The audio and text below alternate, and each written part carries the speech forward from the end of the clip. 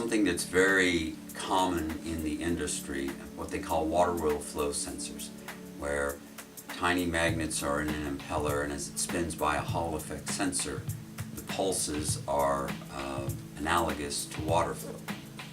The interesting thing with a lot of these sensors, Jennova's done tests that a lot of them we can remove the Hall effect sensor, put in our transducer, and immediately generate energy harvesting power.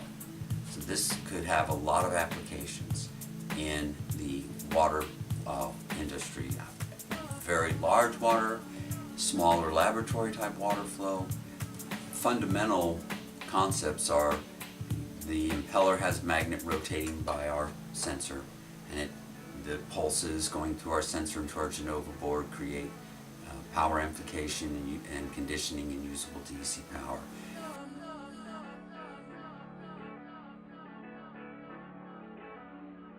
So you have water flow with Venturi, that there's a delta P.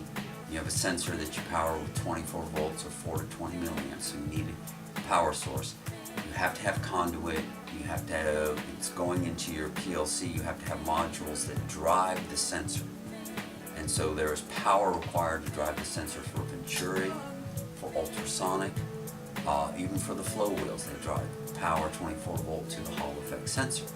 They have talked about the difficulty of running conduit and cabling and sensor hookups to pumps going all the way over to where their relay panel is. And if they had a means of powering a wireless transmitter that could give them the same information without having to run all of this conduit, run all of this cabling, they would find that very desirable.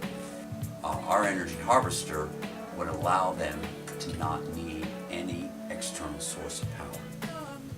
We have even found that our transmitter board will transmit these pulses wirelessly to a remote sensor where the pulses can be picked up, so no cabling is needed to have the frequency of your water flow. That greatly reduces installation and materials. That's a very desirable aspect of what we do. Certain areas with the turbulence of the water flow through pipes, they actually use vibration sensors and measure the frequency. This would be in applications where there's fairly large amounts of flow, like water municipality or irrigation. There, the vibration of the water flow would potentially be enough to power our energy harvester and create usable DC power. Here again, all you require is the water flowing, which is what you need it to do, and now you have power to transmit your information where you need it to go. Water is almost as ubiquitous in industry as electricity, and this is in so many different industrial applications, from dye houses, municipal waterways, food processing plant, and here again where we're trying to monitor very carefully the resources that we use.